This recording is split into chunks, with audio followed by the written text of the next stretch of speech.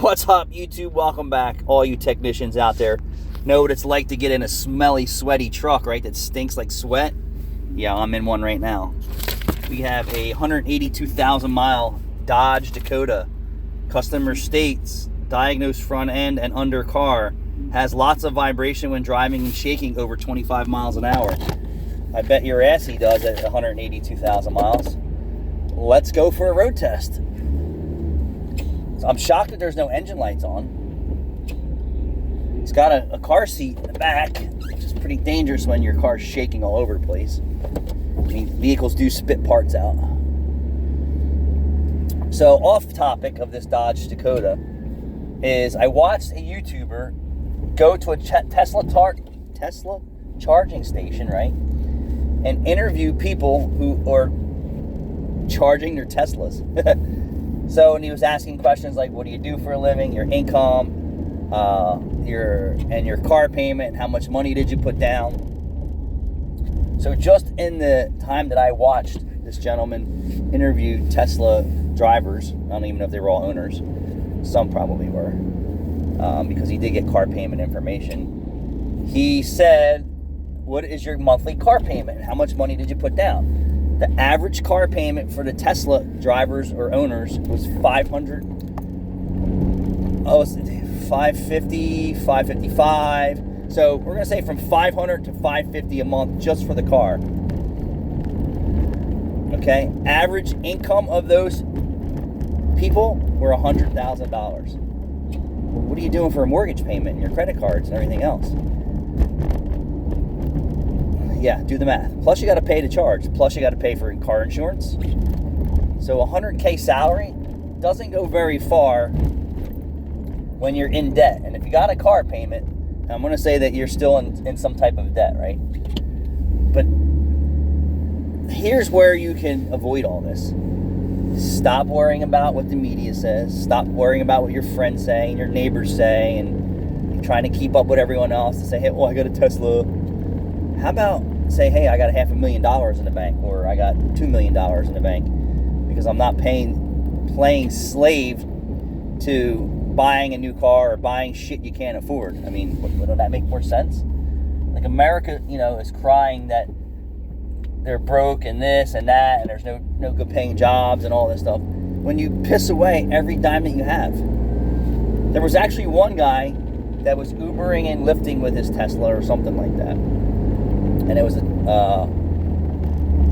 the entry-level Tesla, which is no big deal.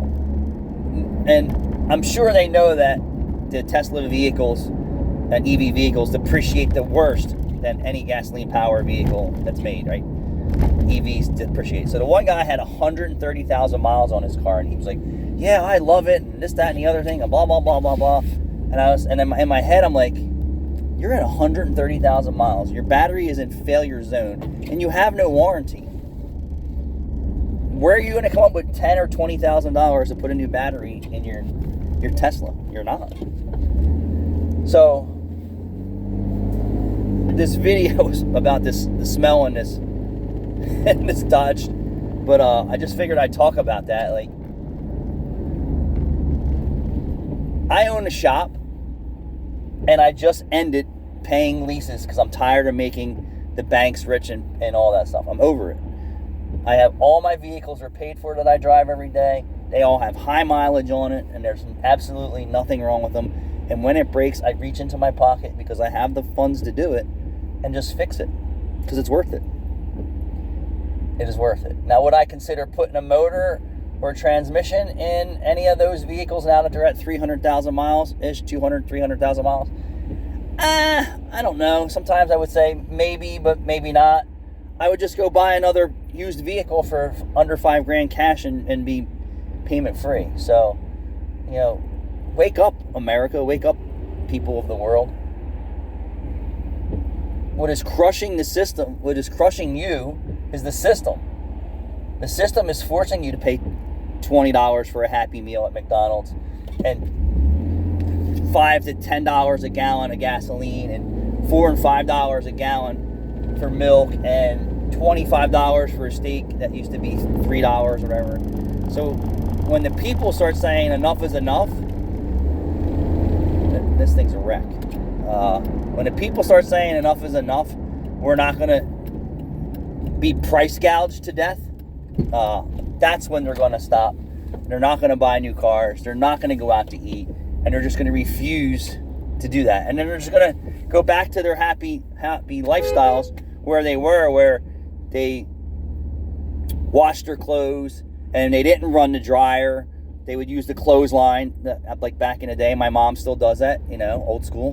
Doesn't run the dryer, puts the clothesline out and lets them air dry. And there's climates that don't permit that, but there is climates that do that. There's many different ways to not be choked out by the system, and it starts with you just saying enough is enough. I'm not going to do it anymore, and stop being peer pressured and saying, oh well, I have to have a new car because Mary has a new car, and oh, so and so at the hospital's wife just got them a BMW and I drive a Kia. They're in debt to their eyeballs. Oh, their house is so big and beautiful, it's a mansion. Yeah, unless they're multi-millionaires and have tons of money in the bank, and they're paying slave to a payment. That's for sure. Thanks for watching. Let's take a look.